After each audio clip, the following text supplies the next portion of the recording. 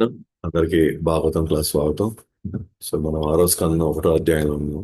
So maybe ఈ రోజు మనం చివరి భాగాన్ని చూసే అవకాశం ఉంది. సో మనం విషదూతలు మరియు యమదూతలు, సో ఎప్పుడైతే యమదూతలు ఆయన అజామినుడి యొక్క ఆత్మని శరీరం నుంచి లాగుతున్నారో, విషదూతలు ఇమ్మీడియట్ గా అక్కడికి వచ్చి వాళ్ళు గంభీర స్వరంతో దాన్ని ఆపేయమన్నారు. అప్పుడు వాళ్ళు అసలు యమదూతలు, అసలు మీరు ఎవరు, ఎక్కడి నుంచి వచ్చారు, ఎందుకు అడ్డుకుంటున్నారు, మీరేమైనా దేవతల, ఉపదేవతల, లేకపోతే భక్త శ్రేష్ఠులా అని అడిగినప్పుడు ఆ తర్వాత వాళ్ళ గురించి వర్ణించారు అనమాట యమదూతలు. వాళ్ళ యొక్క సౌందర్యాన్ని చూసి, వాళ్ళ ఆకృతిని చూసి సాక్షాత్తు వీళ్ళు ఆ, నారాయణ లేదా విష్ణు స్వరూపుల్లాగే కనిపిస్తున్నారు వాళ్ళు. అయినా ఇప్పుడు మీరు ఎందుకు మమ్మల్ని అడ్డుకుంటున్నారు అని చెప్పి వాళ్ళు అడుగుతున్నారు.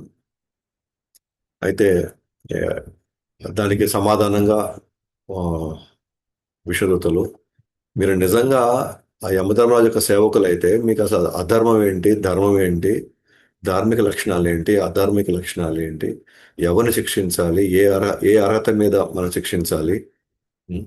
దీన్ని ఆ అంటే ఆ, కోరికల కోసం చేసే ప్రతి వాళ్ళని శిక్షిస్తారా, లేకపోతే వాళ్ళు కొంతమంది మాత్రం శిక్షిస్తారా ఓకేనా? అని అడిగినప్పుడు అప్పుడు యమదూతలు సమాధానం చెప్తున్నాను అనమాట. అంతా నారాయణుడే ధర్మాన్ని సృష్టించాడు, నారాయణుడే ఆ, సాక్షాత్తు అవి కూడా ఆయన నుంచి వచ్చిన స్వయంభువులే. అది మేము యమరాజు దగ్గర నుంచి మేము విన్నాము అని చెప్పాము అన్నమాట. అయితే నారాయణుడు తన స్వస్థలంలో ఉండి ఉన్నప్పటికీ ఈ మొత్తాన్ని కూడా త్రిగుణాల ప్రభావంతో అనేక రూపాలు, అనేక నామాలు అన్ని కూడా ఇక్కడ ప్రసాదించబడ్డాయి అని చెప్పారు.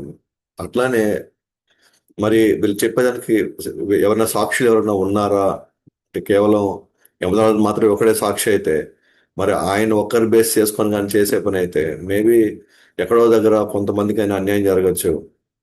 అప్పుడు ఏమంటారు, కాదు కాదు, ఆ సూర్యుడు, అగ్ని, ఆకాశం, గాలి, సో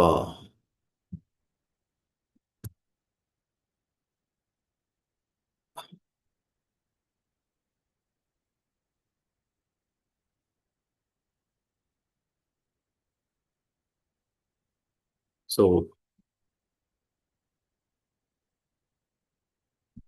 ఒక్క నిమిషం.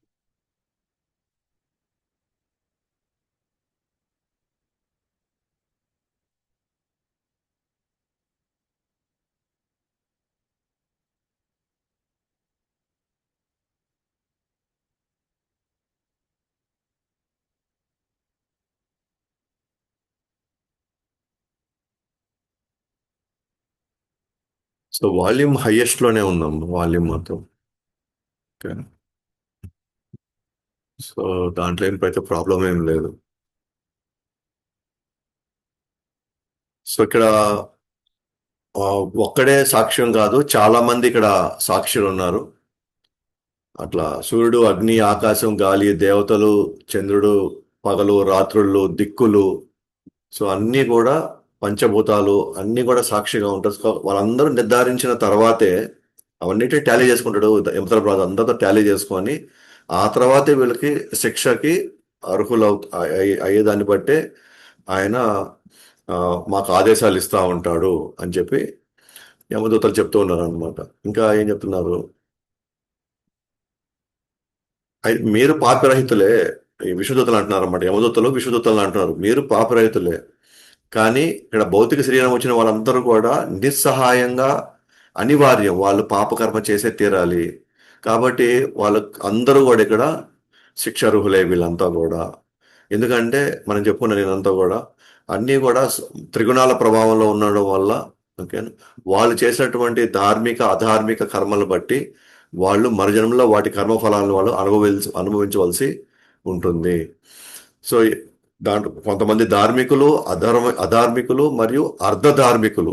అర్ధధార్మికులు అంటే వాళ్ళు మిశ్రమ, రెండు ఉంటాయి, కొన్ని చేశారు కొన్ని చేయలేదు అట్లా.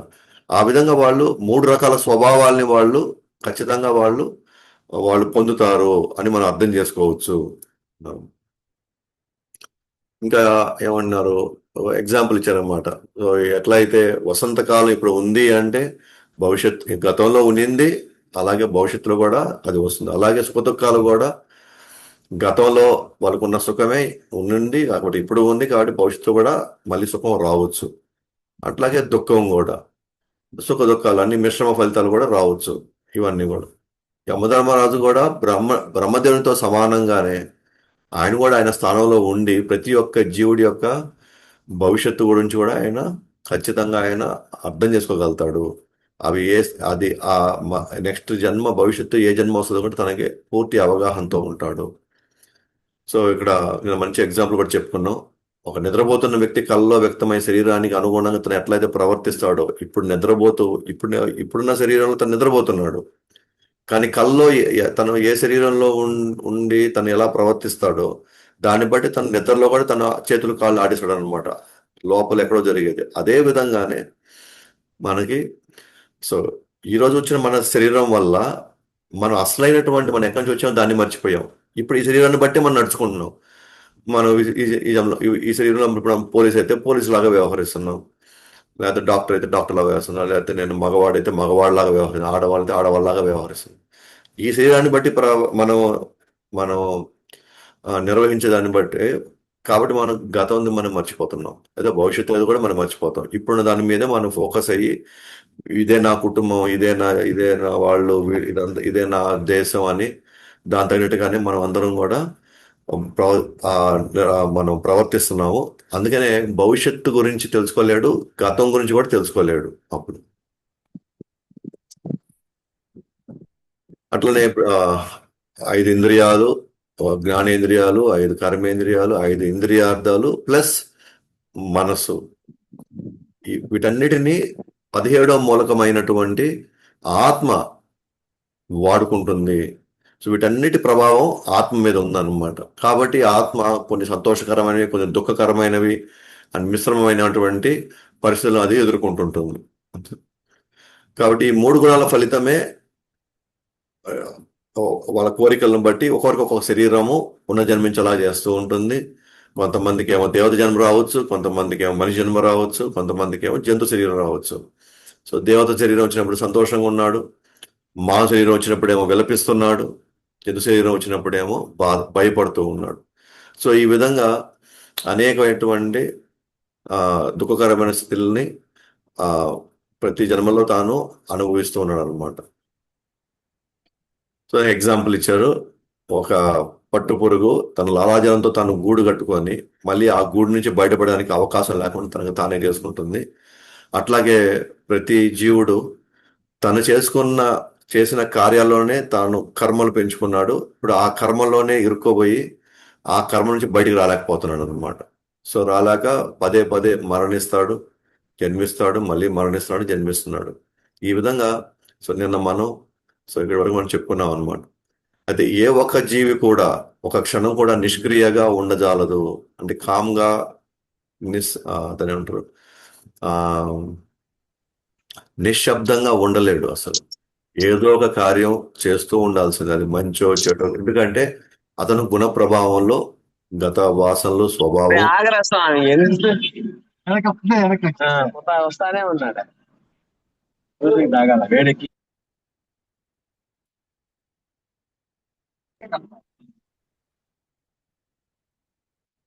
సో ఎవ్వరూ మానవ శరీరం తీసుకున్న తర్వాత, ఎస్పెషల్గా ఈ భౌతిక ప్రపంచంలో శరీరం తీసుకున్న తర్వాత ఎవ్వరు కూడా మౌనిగా, ప్రశాంతంగా, స్థిరంగా ఎవరు ఉండలేరు.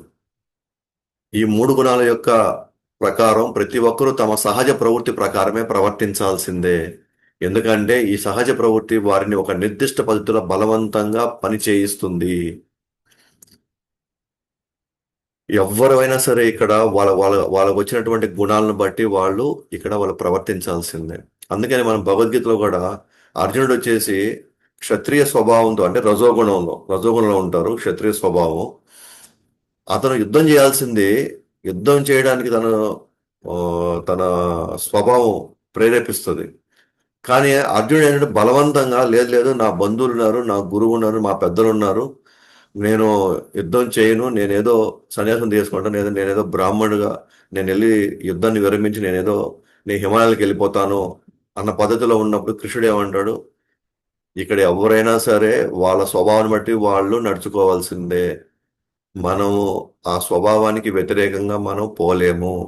తాత్కాలికంగా కొంతకాలం మన యొక్క స్వభావాన్ని మనం ఆపుకోవచ్చేమో కానీ, లేదా మనం కొంతవరకు వాటిని తాత్కాలికంగా కొంతమంది నిలిపివేయచ్చేమో కానీ, ఎప్పటికీ కూడా ఒక స్వభావం ఉన్నవాడు ఇంకో స్వభావం తగినట్టుగా అతను పని చేయలేడు. ఓకేనా? ఇప్పుడు అతను క్షత్రియ స్వభావం ఉంది, కానీ బ్రాహ్మణుడు అవ్వాలంటే అవ్వలేడు. బ్రాహ్మణుడి సత్వగుణం, క్షత్రియుడిది రజోగుణం. రజోగుణం ఎంతసేపు పరిగెత్తాలంటుంటుంది. సత్వగుణం ఉన్న వాళ్ళు కొంచెం పీస్ఫుల్గా ప్రశాంతంగా ఉండాలనుకుంటారు.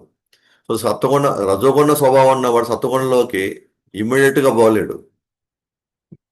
అందుకే నువ్వు ఏ కాడికి నువ్వు యుద్ధం చేయాల్సిందే, నువ్వు యుద్ధాన్ని వదిలిపోవడానికి లేదు అంటాడు అనమాట. ఎందుకంటే ఒకవేళ ఇప్పుడు నువ్వు యుద్ధం నుంచి నువ్వు పక్కకి వెళ్ళినా కూడా, రేపు ఎవరైనా నిన్ను ఒక మాట అంటే ఏమని, నువ్వు నిజంగానే ఒక పిరికి వాడివై నువ్వు వెళ్ళిపోయావు అని అక్కడంటే, నీలో ఉన్న క్షత్రియ స్వభావం ఆవేశం వచ్చి నువ్వు ఖచ్చితంగా అతను నువ్వు చంపేస్తావు. ఎందుకంటే నీ స్వభావం నిన్ను అంతవరకు నీ పని చేపిస్తుంది. కాబట్టి ఎవరైనా సరే స్వభావాన్ని బట్టి వాళ్ళ యొక్క ఆ, వాళ్ళు ఆ నిర్దిష్ట కర్మను వాళ్ళు చేయాల్సిందే. ఎవరు కామ్గా ప్రశాంతంగా నేనేమి చేయను అని ఎవరు కూడా కూర్చోలేరు. ఎందుకంటే గుణ ప్రభావం అంత బలంగా ఉంటుంది అన్నమాట, గుణ ప్రభావం. సో కాబట్టి అయితే కృష్ణుడు ఏమంటాడంటే, నేనున్నాను కదా, నీ నా నా కొరకు నువ్వు పని చెయ్యి, నా కొరకు నువ్వు యుద్ధం చెయ్యి, దానివల్ల ఏదైనా కర్మలు ఉంటే అది నేను చూసుకుంటా అంటాడు. సో కాబట్టి ఎవరి స్వభావం వచ్చింది, వాళ్ళు ఆ స్వభావం తోటి వాళ్ళు నడుచుకోవాల్సిందే. అది బలవంతంగా మన చేత చేయిస్తుంది. సో చాలా సందర్భాలు అనుకుంటాం, మనం ఇంక మాట్లాడకూడదు, మనం కామ్గా ఉండిపోవాలి, ఇంకెవరు ఏమన్నా సరే మనం పట్టించుకోకూడదు అనుకుంటాం.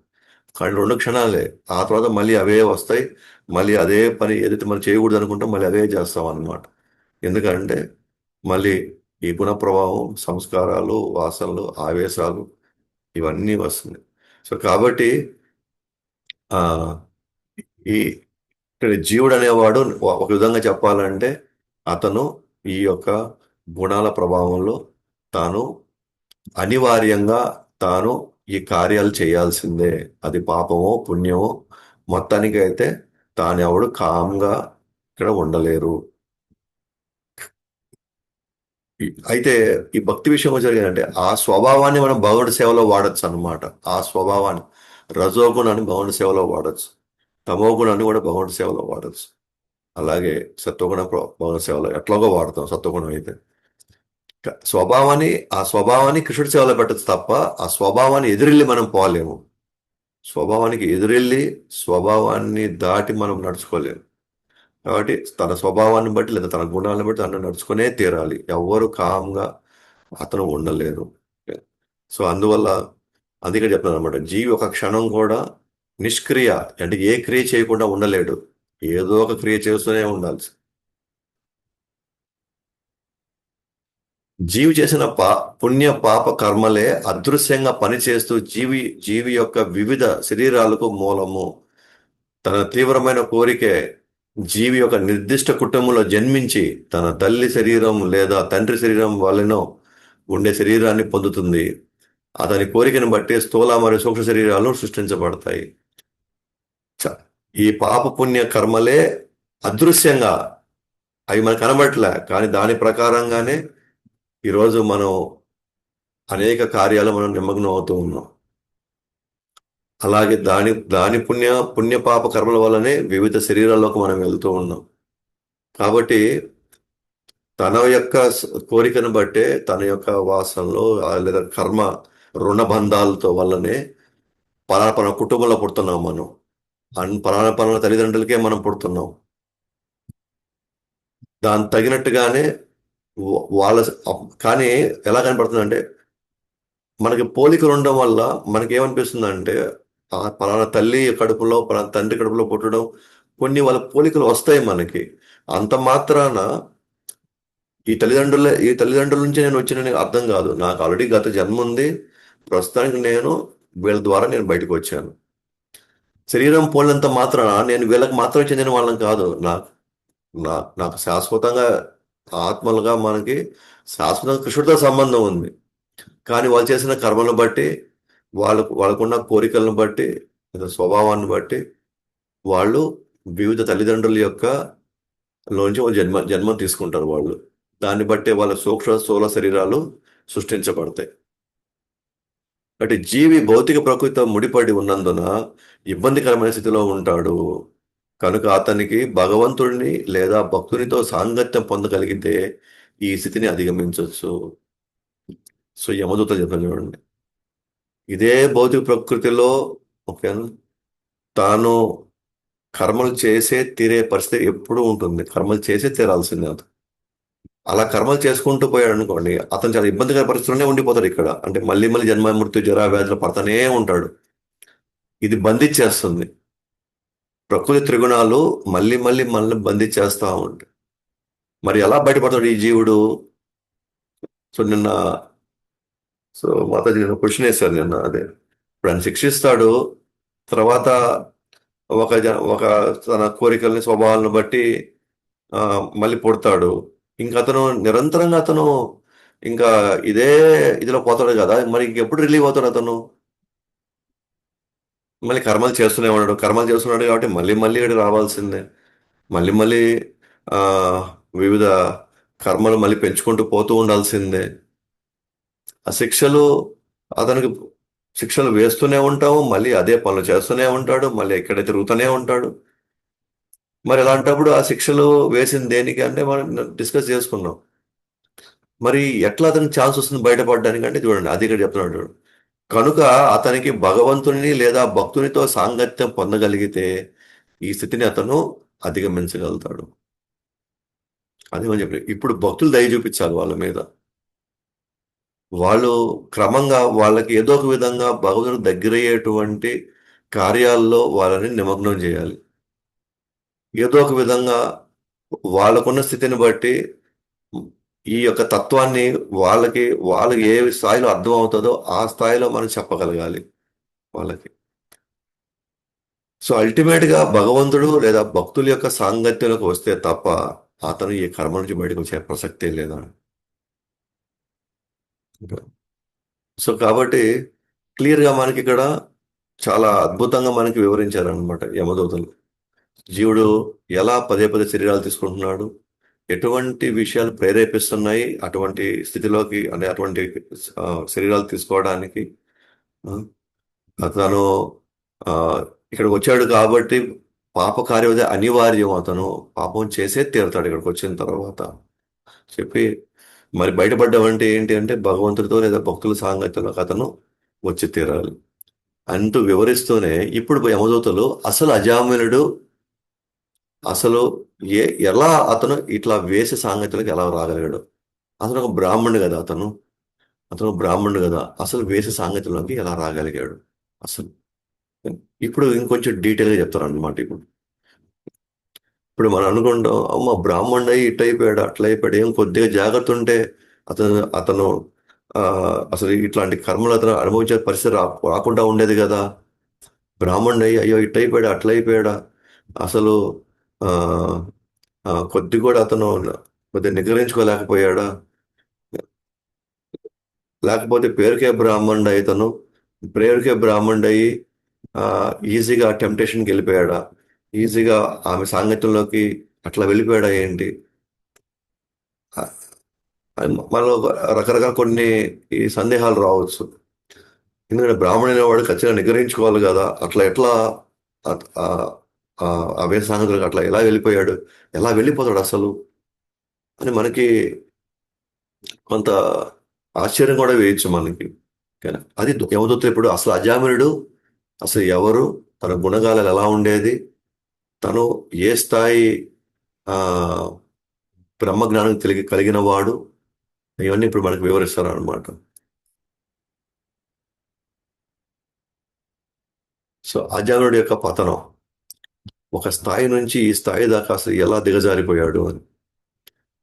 బ్రాహ్మణుడి జన్మ, వేద సాహిత్యం మొత్తాన్ని అధ్యయనం, నడవడిక, సత్ప్రవర్తన, సద్గుణాలకు నిలమైన వాడు, వేద ఆజ్ఞలన్నింటినీ ఆచరించడంలో స్థిరంగా నిలదొక్కున్నాడు, సౌమ్యుడు, శాంత స్వభావుడు, మనసు ఇంద్రియ నిగ్రహం కలవాడు, అంతేకాకుండా సత్యవంతుడు, పవిత్రుడు కూడా.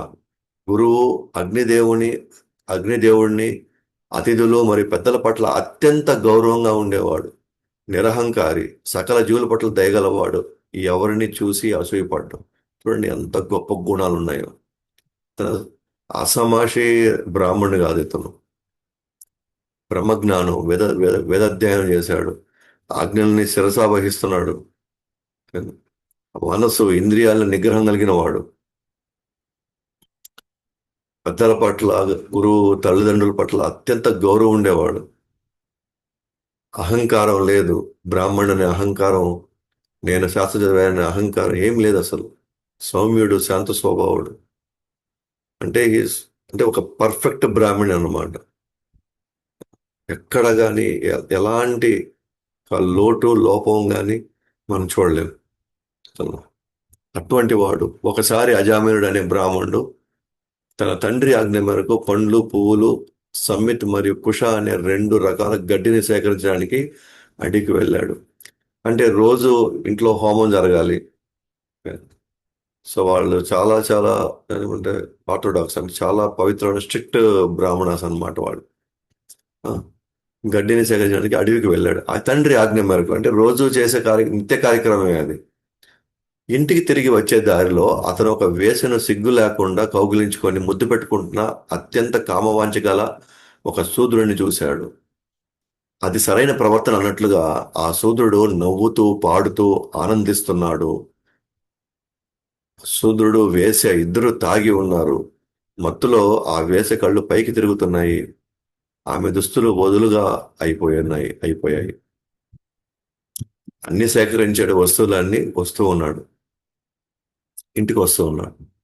వచ్చే దారిలో అదే స్థలంలో కొంచెం దూరంలో అదే అదే ప్రదేశంలో ఇద్దరు కలుసుకొని ఉంటున్నారు. వాళ్ళు సంభోగంలో ఉన్నారు. సో వాళ్ళ వాళ్ళకం చూస్తే ఎవరు కూడా అంటే ఉన్నత చైతన్యం కలిగిన వ్యక్తులుగా కనబడట్లేదు వీళ్ళంతా కూడా. అంటే ఒక ఆ, చైతన్యంలో చాలా ఆ, అధమ స్థాయిలో ఉన్నటువంటి ఒక శూద్రుడు. సో వృత్తిలో ఆ, చాలా అధమ స్థాయిలో ఉన్నటువంటి ఒక వేషం చూసి వాళ్ళు కలుసుకోవడం చూశాడు. అదే సరైన పన్నట్టుగా ఆ ఆ శూద్రుడు నవ్వుతూ ఆనందిస్తూ ఉన్నాడు. ఆ వేషం ఆమె మత్తులో ఉన్నాడు. సో దుస్తులు చూస్తే ఏది ఒంటి మీద సరిగ్గా లేవు. సో ఈ సన్నివేశాన్ని చూశాడు, జస్ట్ ఒకసారే చూశాడు. చూడండి, ఇన్ని సంవత్సరాలుగా వ్యక్తి పర్ఫెక్ట్ కాన్షియస్ లో చైతన్యంలో ఉన్నాడు. నడవడిక, ప్రవర్తన, ఆలోచనలు నిత్యం అంటే భగవద్ కార్యాల్లో నిమగ్నమై ఉన్నాడు. ఒక్కసారి మాత్రమే సన్నివేశం చూశాడు. సో చూసిన తర్వాత శరీరంకు పసుపు పూసుకున్న శూద్రుడు ఆ వేషను కౌగిలించుకుంటున్నాడు. ఆమెను చూడగానే అజామినుడి హృదయంలో నిద్రాణంగా ఉన్న కామవాంఛలు మేల్కొన్నాయి మరియు అతను భ్రమలో వాటిని వశమైపోయాడు. మామూలుగా తన స్టాండర్డ్ ఏంది, తను ఎలాంటి స్థితిలో ఉన్నాడు అతను. ఒక్కసారి చూశాడు అంతే, ఒకే ఒకసారి. ఇన్ని సంవత్సరాలుగా రోజు సాధన, రోజు ప్రాక్టీస్ చేస్తున్నాడు. ఒక బ్రాహ్మణుడే కానీ పెళ్ళయింది అన్నీ ఉన్నాయి కానీ ఇంచుమించుగా బ్రహ్మచర్యాన్ని పాటిస్తున్నాడు.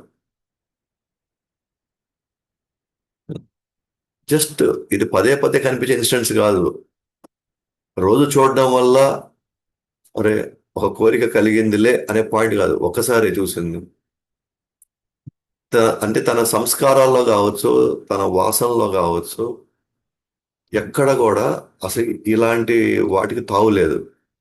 అంటే చిన్నప్పటి నుంచి తనకిచ్చినటువంటి ఆ శిక్షణ బ్యాక్గ్రౌండ్ చూడండి, మేబీ 20-25 సంవత్సరాల దాకా కూడా ఉండొచ్చు అంతా. మరి బ్రహ్మగానం కలిగిన వాడు ఆత్మ ఏంది, శరీరం ఏంది, స- మొత్తం తెలుసు అతన్ని. నిద్రాణంలో ఉన్న కామ వాంఛలు మేల్కొన్నాయి. జస్ట్ ఒక ఇన్సిడెంట్ ఒక్కసారి జీవితంలో. ఇప్పుడు ఇప్పుడు మనం ఈ ఈ సన్నివేశం మనం వింటున్నప్పుడు ఇంత పద్ధతి కలిగి, ఇంత శిక్షణ ఉండి, ఇంత డిసిప్లిన్ ఉన్నవాడు ఒక్కసారి చూస్తే వాటికి వశమైపోయాడు. తనలో నిద్రా స్థితిలో ఉన్న ఇవి బయటకు వచ్చేసాయి. ఈ వ్యక్తి పరిస్థితి ఇట్లా ఉంటే రోజు మన పిల్లలు, మనం సెల్ ఫోన్ ఇచ్చేస్తే వాళ్ళు రోజు చూసేటువంటి ఏవైతే రకరకాల ఇప్పుడు యాడ్స్ కావచ్చు, వాళ్ళు చూసే రీల్స్ కావచ్చు, వాళ్ళు చూసే వెబ్ సిరీస్లు కావచ్చు, సినిమాలు కావచ్చు, ఏదైనా కూడా ఇట్లాంటి అశ్లీల సన్నివేశాలు ఎన్నున్నాయి. పైగా వాళ్ళేమో ట్రైన్డా, వాళ్ళు ఈ ఆ, గతంలో వాళ్ళు ఇట్లా నిష్టగా నియమాలతో శాస్త్రాలని అభ్యసించిన వాళ్ళు ఇట్లాంటి వ్యక్తికి ఒక్కసారి చేస్తేనే అలా అయితే, మరి మనం రోజు బిల్ బోర్డ్స్ లో, సినిమాల రూపంలో, వాటి రూపంలో, వీటి రూపంలో ఇంత ఎక్స్పోజ్ అవుతా ఉంటే ఈరోజున సమాజంలో రేపులు జరగకుండా ఎలా ఆపగలుగుతాం మనం? అట్లాంటి ఒక కాన్షియస్ ని మనం రోజు పెంచుతూ ఉంటే, డోసులు పెంచుతూ ఉంటే, పెంచేటువంటి పరిస్థితులు మన చుట్టూ ఉన్నప్పుడు, ఇప్పుడు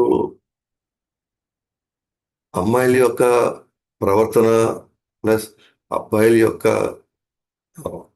వాళ్ళ యొక్క స్థితిగతులు మనం చూస్తే కంప్లీట్ గా ఇటువంటి ఆలోచనలతోనే ఓ, అబ్బాయిలు అమ్మాయిలు కానీ ఉంటే ఇంకా ఈ సమాజంలో జరిగే సన్నివేశాలకి ఎవరు కంట్రోల్ చేయగలుగుతారు? సన్నివేశాలు జరిగినప్పుడు మాత్రం మాకు పోలీసులు లేరే, గవర్నమెంట్ ఏమైంది, అదేమైంది. గవర్నమెంట్ ఏం చేయగలుగుతుంది? పోలీసు అంటే మనిషి ఒకటి పోలీసు పెట్టగలుగుతారా? ప్రతి వీధికి 10 మంది పోలీసులు దేశమంతా పెట్టగలుగుతామా? ఇప్పుడు అలాంటి సంస్కృతులు లేదా అలాంటి వాతావరణం కల్పించింది ఎవరు? అంటే అందరూ దాంట్లో భాగమే. మనం ఒకరిని వేలితే మనం వీళ్ళ వల్ల ఇలా జరిగింది, వీళ్ళు జాగ్రత్తగా ఉంటే, పోలీసులు జాగ్రత్తగా ఉంటే, లేకపోతే శిక్షలు కఠినంగా ఉంటే, లేకపోతే కోర్టులు ఇట్లా చేస్తే, ఇవన్నీ సెకండరీ లెవెల్. ఇవన్నీ ప్రైమరీ లెవెల్లో ఎవరిది బాధ్యత? మనం జస్ట్ మామూలు సినిమాలే కదా అన్న, ఇవాళ ఉన్న సినిమాలు లేదా ఇవాళ ఉన్నటువంటి వాటిలో రెండు సన్నివేశాలు ఉన్నాయి. ఒకటి క్రైమ్, రెండు సెక్స్. ఈ రెండే దేని దేంట్లైనా సరే ఈ రెండు చుట్టి తిరుగుతున్నాయి అన్ని. ఒకటి విపరీతమైన చంపుకోవడం, లేదా విపరీతంగా అశ్లీలమైనటువంటి దృశ్యాలని బయటపెట్టడం. ఈ రెండు కానీ పదే పదే పదే ఎక్స్పోజ్ అవుతా ఉంటే, అది ఎవరైనా కావచ్చు, ఎక్స్పోజ్ అవుతా ఉంటే వాళ్ళు ఎలా నిగ్రహించుకోగలుగుతారు? వాళ్ళకి అప్పుడు ఏం తెలుస్తుంది, ఇది రైటా రాంగా అని?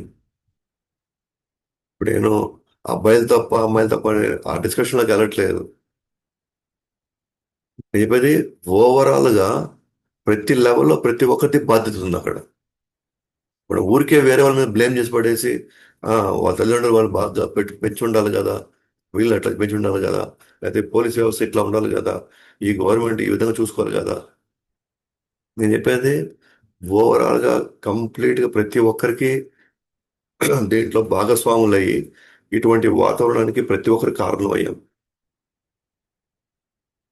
దాని ప్రతిఫలం ఈరోజు మనం అబ్బాయి బయటికి వెళ్ళినా అమ్మాయి బయటికి వెళ్ళినా ప్రశాంతంగా లేరు. ఎప్పుడైతే మనం భక్తి సంస్కారాలు ఇవ్వమో, ఏది మంచి ఏది చెడు, ఏది ఎక్కడ మనం ఆ, ఏమంటారు జాగ్రత్తగా ఉండాలి, ఎక్కడ మనం కొంత ఆ, మనం ఏమంటారు, ఎక్కడ మనం ధైర్యంగా ఉండాలి, ఇవన్నీ మనం సరైన టైంలో వాళ్ళకి మనం అందించకపోతే, అండ్ డెఫినెట్గా ఇట్లాంటి కార్యాలు అది ఏ స్థాయికి అవి వెళ్తాయి మనం చెప్పలేము మనం. ఇక్కడ అజామినుడు ఒక్కసారే చూశాడు ఇది, కానీ రోజు ఎన్ని ఎన్ని ఆలోచనలు లోపల, ఎన్ని సన్నివేశాలు లోపలికి వెళ్తున్నాయి.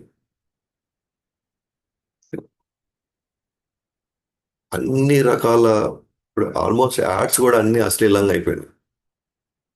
ఇప్పుడు యూట్యూబ్లో చేసి చూస్తూ ఉంటే అవి పాపప్ అవుతా ఉన్నాయి. పాపం పిల్లలకి ఏం తెలుస్తున్నాయి అని, వాళ్ళకి ఏది రైట్ ఏది రాంగ్, ఇది కరెక్టా కాదా, ఏది చేయాలి ఏది చేయకూడదని వాళ్ళకి ఎలా తెలుస్తుంది.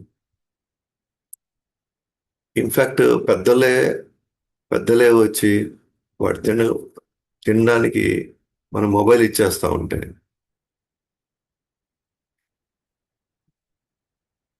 ఏ కాన్షియస్లో తింటున్నారో వాళ్ళు, ఎటువంటి ఆలోచనలు లోపలికి ఎక్కుతున్నాయి, ఎటువంటి ప్రభావానికి లోన్ అవుతున్నారు. ఈ రోజుకి రోజు ఏం కనబడదు, ఈ రోజుకి రోజు ఏం కనిపించదు మనకి. బట్ ఇవన్నీ లోపల పేర్కొని పోతున్నాయి అన్నమాట. పేర్కొని పోయి ఒక రోజు బ్లాస్ట్ అవుతాయి. చాలా మంది అంటారు ఇవి చూస్తే కంట్రోల్ చేసుకోలేడా, అంటే ఇవి చూస్తే వాళ్ళు నిగ్రహించుకోలేరా, అంత అయిపోయింది అంత ఉంది ఆ లోపల అంటే. అలాంటి పరిస్థితులు ఇవన్నీ దారి తీస్తాయి ఇవన్నీ. కానీ ఏ మనిషి ఎంతవరకు కంట్రోల్ ఉండాలి అది ఎవరి చేతిలో లేదు. అది ఎవరి చేతిలో లేదు అది. అందుకే ఇప్పుడు మనం ఆశ్చర్యపోవాల్సిన అవసరం లేదు. 60 సంవత్సరాల వ్యక్తి 3 సంవత్సరాల చిన్న అసలు ఊహ తెలియని పాపను రేపు చేయడం అంటే ఏంటది. అసలు కనీసం 60 సంవత్సరాలు అంటే ఎలా ఉండాలి, అసలు 3 సంవత్సరాల పాపని చేయాలన్న అసలు ఆ ఆ థాట్ ప్రాసెస్.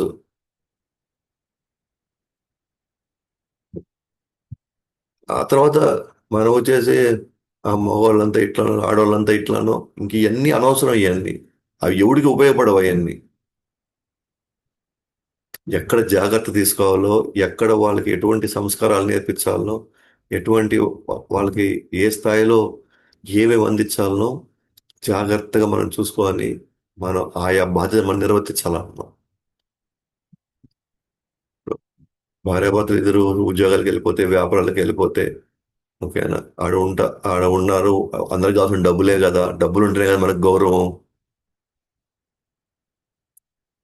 కాబట్టి ఇది సంపాదించి మనకి ఇస్తే మనం వాళ్ళని బాగు చేసేసినట్టే, మనం బాగా చూసుకున్నట్టే అనుకుంటే అది చాలా ఏనా, ఆ, వాళ్ళు చాలా పెద్ద తప్పు చేస్తున్నట్టే వాళ్ళు.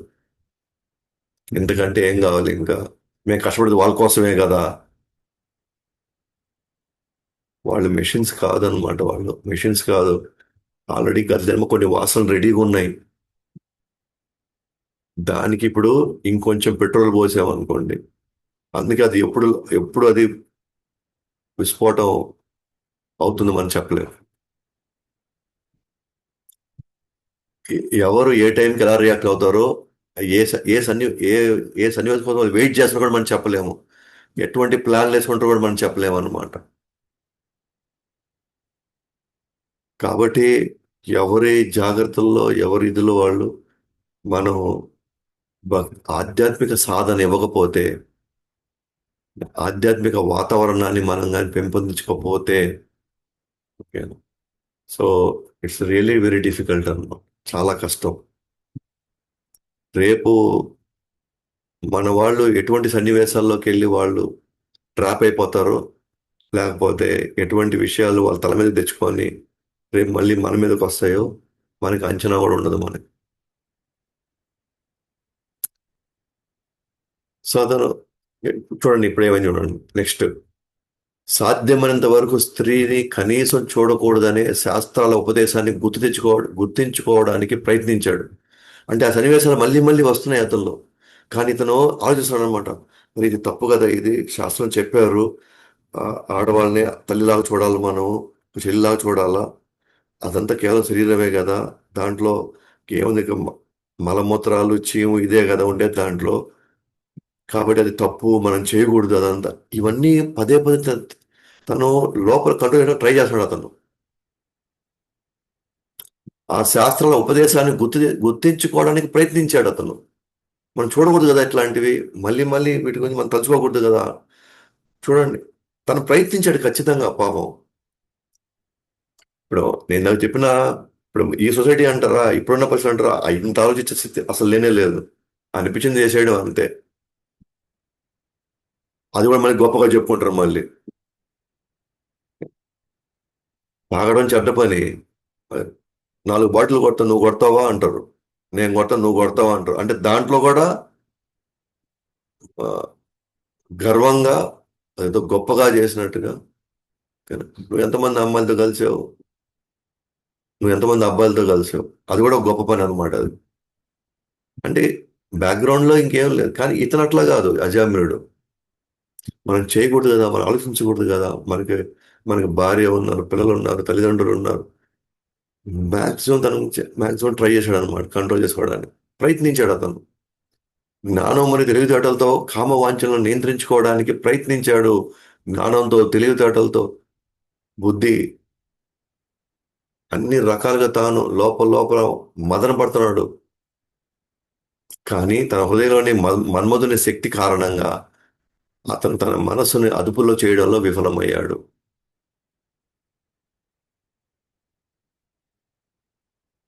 సో అంత ఈజీ కాదనమాట. అలాంటి వ్యక్తి కూడా కుదరలేదు. ప్రయత్నించలేదా? ప్రయత్నించాడు. తనకు తాను చెప్పుకున్నాడు. లోపల లోపల ఇది కానీ చేస్తే ఇది ఎంత పాప కార్యమో అది కూడా గుర్తుంది అతనికి. అందుకని కళ్ళు, చెవులు, ముక్కు, ఈ 5 ఇంద్రియాలు చాలా జాగ్రత్తగా పెట్టుకోవాలి. ఎటువంటి వాటిని చూస్తున్నాం, ఎటువంటి వాటిని మనం వింటున్నాం, ఎటువంటి విషయాన్ని మనం వాసన చూస్తున్నాం, ఎటువంటి మాటలు మాట్లాడుతున్నాం, ఎటువంటి వాటిని మనం స్పర్శిస్తున్నాం మనం. ఇవన్నీ ఎక్కడికి వెళ్తున్నాయి? ఈ 5 ఇంద్రియాల లోపలికి వెళ్ళి మళ్ళీ మనసులో గతంలో ఆల్రెడీ వాటి మీద ఇష్టం ఉన్నాయి మనకి, కొన్ని వాటి మీద ఇది వెళ్ళి బలం చేకూరుస్తున్నాయి ఈ వెళ్ళి మళ్ళీ. అప్పుడు ఆటోమేటిక్గా నువ్వు పోయి చేసేయి, తర్వాత సంగతి, తర్వాత తప్పు అయితే తప్పు, తర్వాత చూద్దాం దాని సంగతి. ఇవన్నీ బలం చేకూరి అతని చేత తప్పు చేపించేస్తాయి. ఆ తర్వాత మనం క్యాండిల్ లైట్ వెలిగించుకోవడం, పెద్ద పెద్ద ధర్నాలు చేసుకోవడం, వాటి వల్ల పెద్ద ఒరిగేది ఏం లేదు. అందుకే కృష అంటాడు, ఫస్ట్ నువ్వు ఇంటర్నల్ వాతావరణం ఫస్ట్ నువ్వు కంట్రోల్ తెచ్చుకో ఫస్ట్. అంతర్గతంగా ఉన్న వాటిని క్రమబద్ధీకరించుకో ఫస్ట్. ఆటోమేటిక్గా బయట ప్రపంచాన్ని మనం కంట్రోల్ చేయొచ్చు. సో లోపల ఆల్రెడీ ఉన్న వాటికి ఆజ్యం పోసినట్టు అవుతుంది ఇప్పుడు మనం. ఆటోమేటిక్గా తాను ఎంత ప్రయత్నించినా కూడా అతను కంట్రోల్లోకి పోలేడు. సో ఇవాళ ఉన్నటువంటి సమాజంలో అడుగడుగున మనం పోయే దారిలో మన చుట్టూ ఉన్నటువంటి పరిస్థితులు అన్ని ఇప్పుడున్న మనకి ఎప్పుడు మన పక్కనే ఉండే ఈ ప్రపంచాన్ని చూపించే మాధ్యమాలు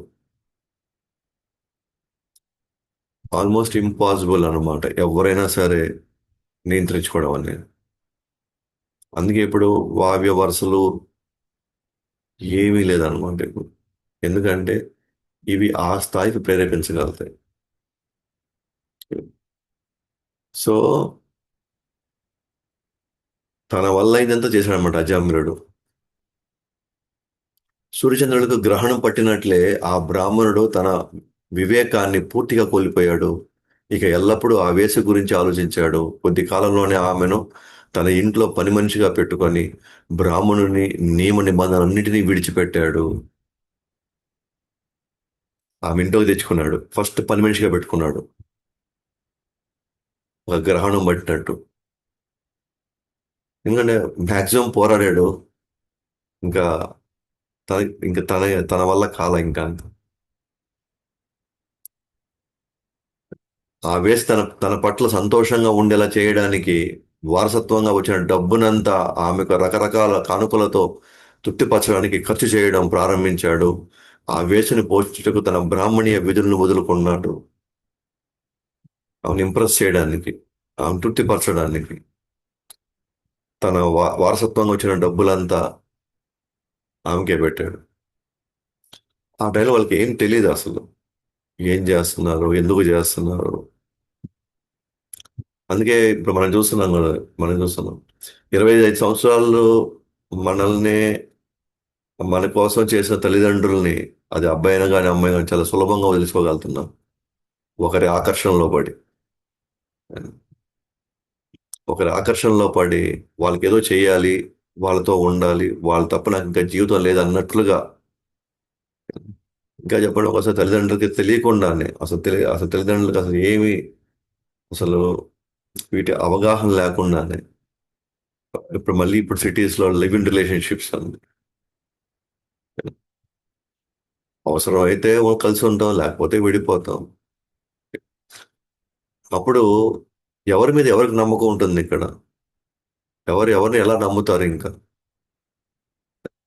నమ్మకం లేని జీవితాలు ఇంకా ప్రశాంతంగా ఉంటాయా ఇంకా? ఇంకా ఆ వేష సాంగత్యంలో బుద్ధి నశించడం వల్ల ఎన్నో పాపకార్యాలు చేశాడు. సద్గుణాలు కలిగిన ధర్మపత్ని యొక్క సాంగత్యాన్ని కూడా వదులుకున్నాడు. ఫైనల్ గా భార్యను కూడా పంపించేశాడు ఇంకా. వేషతో సాంగత్యం అనే తెలివితేటలు కోల్పోయిన ఈ దుర్మార్గుడు సక్రమంగాను అక్రమంగాను డబ్బు సంపాదించి ఆ వేశ్య కొడుకు కూతుళ్లను పోషించడానికి ఉపయోగించాడు. సో ఒక పద్ధతి పాడేం లేదు. అక్రమమో సక్రమమో డబ్బులు కావాలంతే. నువ్వు మోసం చేయి, నువ్వు అబద్ధాలు చెప్పు, దోచుకో, ఏమైనా చేసుకో. ఆ వేశ్యతో వచ్చిన సంతానానికి నేను పోషించాను. అసలైన భార్య పిల్లల్ని వాళ్ళని దరివేశాడు. జీవితకాలమంతా పవిత్ర గ్రంథంలోని సమస్త నియమ నిబంధనలు అతిక్రమిస్తూ విలాసవంతంగా జీవిస్తూ వేసి వండిన ఆహారాన్ని స్వీకరిస్తూ పాపాలను మూటగట్టుకున్నాడు. అతడు అపవిత్రుడు మరియు అసాంఘిక కార్యములకు బానిసయ్యాడు. చూడండి, ఇక్కడ ఒక పాయింట్, వేసి వండిన ఆహారాన్ని స్వీకరిస్తూ పాపాలను మూటగట్టుకున్నాడు. వండే వాళ్ళు ఏం వండుతున్నా, ఏ చైతన్యంలో ఉన్నారో అది చాలా ఇంపార్టెంట్ కూడా. అది కూడా ఏది పడితే తినేసి ఎక్కడ పడితే అది తినేస్తే దాని ప్రభావం మన ఆలోచనల మీద ఉన్నాయి. మన కోరికల మీద పడుతుందా దాని ప్రభావం? మనం చాలా ఈజీగా మా పిల్లలు నూడిల్స్ని తెగ తింటారండి, మా పిల్లలు పానీపూరీలు తెగ తింటారండి అని బయటికి వెళ్ళి మనం పెడుతున్నాం వాళ్ళందరికీ. ఓకేనా? వాళ్ళు ఎవరైతే వండి పెడుతున్నారో వాళ్ళ ఆలోచనలు, వాళ్ళు ఉన్నటువంటి ఆ సంస్కారాలు చాలా సూక్ష్మంగా అవన్నీ ప్రవేశిస్తాయి వాళ్ళు.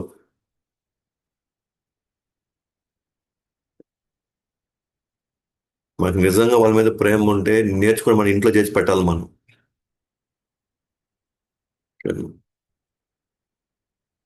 డబ్బులు సంగతి వేరు. మనం అంటే మన పిల్లలకి మన పిల్లల పట్ల మనకి జాగ్రత్త ఉంటుంది, మనకి ప్రేమ ఉంటుంది. మనం వాళ్ళ పట్ల మనం చూస్తాం. బయట వండే వాళ్ళకి ఏం కావాలి? వాడు ఇష్టం వచ్చిన కారం వేసుకుంటాడు, ఉప్పు వేసుకుంటాడు, మసాలా వేసుకుంటాడు. మరి వాడు కడిగే అది ఎంత క్లీన్ గా ఉంటుందో, వాడికి చేసేది ఏందో అసలు ఏం మనకి ఐడియా ఉండదు.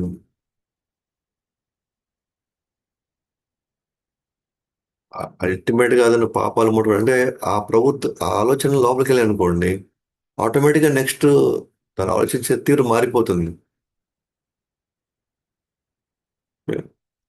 ఇప్పుడు వండుకోకుండా అన్ని స్విగ్గీలే ఇప్పుడు అన్ని.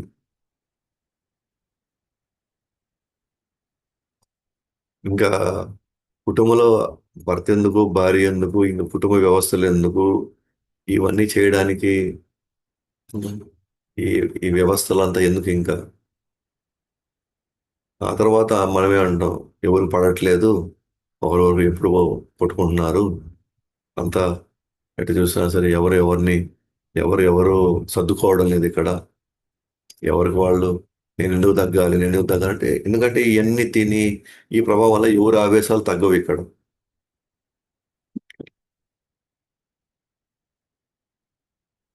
ప్రోత్సహించి ప్రోత్సహించి వాళ్ళని, ఓకేనా, ఎంత దైన్య స్థితిలోకి తీసుకెళ్తున్నామో మనకు అర్థం కావట్లేదు. అప్పుడప్పుడు మా ఫోటోలు చెప్పారు అనుకోండి, "ఏ, ఇది మంచిది కాదన్నమాట, నువ్వు ఎవరు చెప్పేది మాకు, మనం ఇస్కాన్ పోతుంటే వాళ్ళు చెప్తారు ఇవన్నీ చేయొద్దని, ఇవన్నీ చేయకపోతే ఎట్లా, మాంసం తినొద్దు అంటారు, వాళ్ళు లేకపోతే బయట ఏది పడితే తినొద్దు అంటారు, ఓకేనా, మరి జీవితం ఉండేది ఎందుకు, అనుభవించడానికే కదా ఇదంతా, డబ్బులు ఉండేది ఎందుకు ఇవన్నీ, అదంతా ఖర్చు పెట్టుకొని హాయిగా ఉండడానికే కదా ఇదంతా."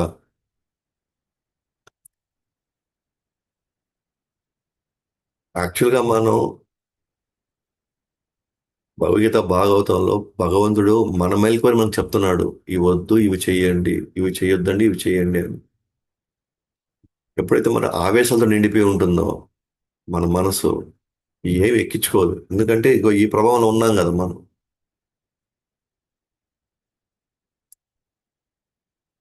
ఇవన్నీ ఇవన్నీ జరుగుతూ ఆ వ్యక్తి బాగుండాలి, ప్రశాంతంగా ఉండాలి, అది అవే పని కాదు అదంతా. తను చక్కగా నడుచుకోవాలి, ఇతను అందరిలో మంచి పేరు రావాలంటే ఇవన్నీ రావు, రాలేవు ఇవన్నీ.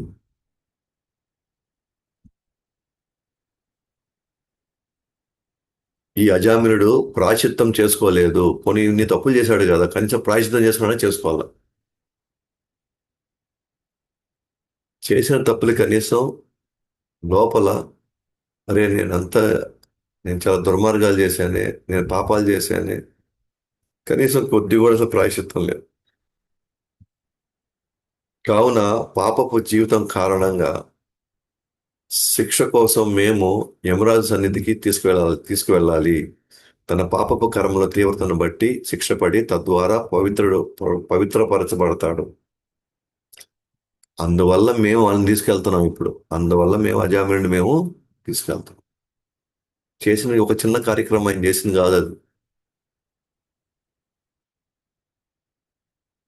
తల్లిదండ్రులను వదిలేశాడు, భార్య పిల్లలను వదిలేశాడు, ఎవరో తీసుకొని వచ్చాడు, బ్రాహ్మణుడు తన గుణాలన్నీ పోగొట్టుకున్నాడు. ఇప్పుడు మనం జస్ట్ అంటే ఒక సన్నివేశంలో తనకి ఇంట్రెస్ట్ అంతా స్త్రీ ఆకర్షణ, ఇక్కడ ఈ సన్నివేశం ఇక్కడ. కానీ మన సాధారణ జీవితంలో చూస్తే కొంతమందికి స్థలాల మీద వ్యామోహం, దానికోసం అది ఎలా అయినా దక్కించుకోవాలని చెప్పేసి ఇలా ఎన్నెన్నో రకాలుగా కుట్రలు కుతంత్రాలు, ఒకే ఒకే కుటుంబంలోనే ఆవేశాలకు పోయి మోసాలు చేసి, తల్లిదండ్రులని వాళ్ళు ఏదో ఆశ్రయించిన వాళ్ళు చదివేసేసి. నేను చెప్పింది ఇది జస్ట్ ఒక సన్నివేశంలో అంటే ఒక అంశం మాత్రమే ఇది.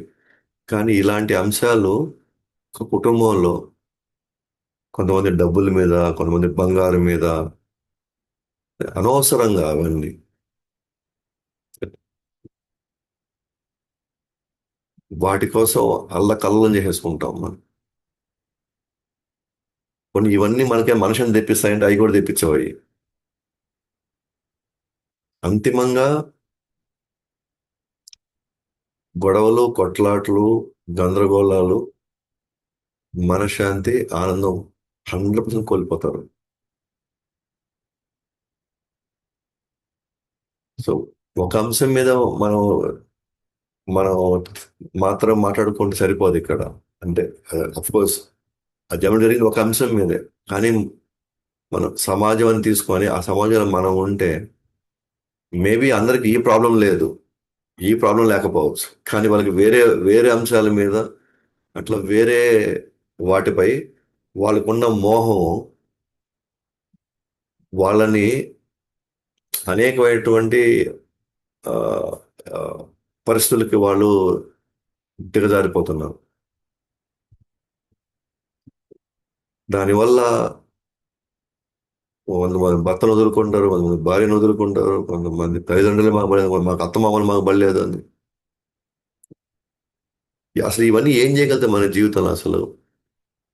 ఎంతవరకు ఇవన్నీ మనల్ని నిజంగా మన జీవితానికి ఎటువంటి విలువను తీసుకురాగలుగుతాయి ఇవన్నీ అసలు?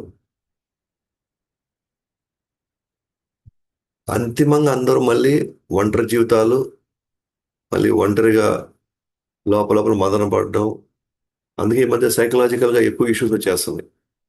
ఎందుకంటే ఇట్లా అందరినీ వేరు చేసేసుకొని అందరికి దూరం అయిపోయేసి ఎవరు మనం మాట్లాడుకోవడానికి చెప్పుకోవడానికి ఎవరు లేక అదొక తీరులో వెళ్ళిపోతుంది ఇప్పుడు సొసైటీ.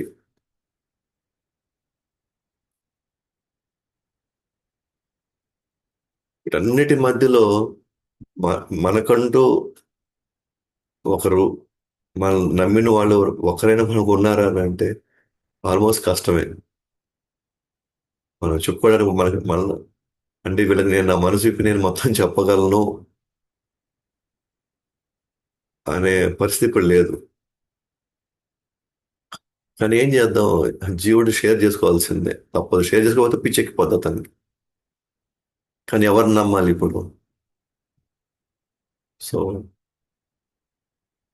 ఇక్కడ అజామినుడు, అఫ్కోర్స్ ఇది దీనికి సంబంధించింది కాదు, బట్ నేను జనరలైజ్ చేసి ఆ, ఈ అంశాలు ఎటువంటి స్థితులకి ఎటువంటి సన్నివేశాలు దారి తీస్తున్నాయి, ఇప్పుడు స్థితిగతులు ఎలా ఉన్నాయని జస్ట్ చెప్పడానికి నేను వెళ్తున్నాను అనమాట.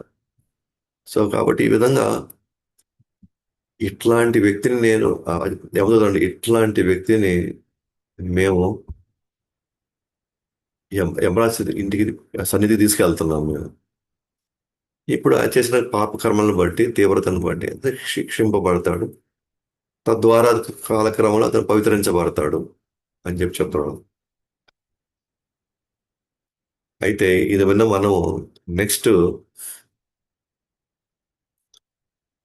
యమదూతలు, సారీ నెక్స్ట్ విశ్వదూతలు అడుగుతున్నాడు కొన్ని ప్రశ్నలు. అది నేను చెప్పను, అది రేపే మనం వింటాం. ఆ, విశ్వదూతలు అడిగే ప్రశ్నలు ఎలా ఉంటాయంటే, ఆ, ఇంత దుర్మార్గం చేసినటువంటి అజామినుడిని ఇతను చాలా ధర్మాత్ముడు కదా అంటారు వాళ్ళు. ఇతను చాలా ధర్మాత్ముడు, ఇతను ఇట్లాంటి ధర్మాత్ముడు మీరు ఎట్లా తీసుకెళ్తున్నారు యమలోకానికి అంటాడు. అంటే ఆ, ఇటువంటి భావంతో వాళ్ళు మాట్లాడతారు అనమాట. అంటే జస్ట్ ఆ క్వశ్చన్ మాత్రం విన్నాం అనుకోండి, ఈయన ధర్మాత్ముడు రా నాయన, ఇన్ని భయంకరమైనటువంటి ఆ, పాపాలు చేసిన ధర్మతుడు అవుతాడు. కానీ విష్ణుతులు ఈ పదం వాడతారు వాళ్ళు. ఒక ధర్మాత్ముని అన్యాయంగా తీసుకెళ్తున్నారు కదా అంటారు వాళ్ళు. అసలు చూద్దాం అసలు ఏంటది. అసలు అంటే అంటే వాళ్ళు దేని అనుసరించి వాళ్ళు ఇతని ధర్మాత్ముడు అంటున్నారు. ఆ, లేకపోతే ఇతనికి జరిగింది, అన్యాయం జరిగింది ఇతనికి అని ఎట్లా అంటున్నారు వీళ్ళు? అంటే వాళ్ళు ఏ ప్రామాణికాలు తీసుకొని, అయితే ఏ ప్రమాణాలు తీసుకొని వాళ్ళు ఇలాంటి పదాలు వాళ్ళు వాడుతున్నారు. ఇది రేపు చూద్దాం. గ్రంథరాజ్ శ్రీమద్ భాగవతం కి జయ, జగద్గురు శ్రీల ప్రభుపాద్ కి జయ. ఇంత గౌరవ ప్రేమ ఉంది మరి.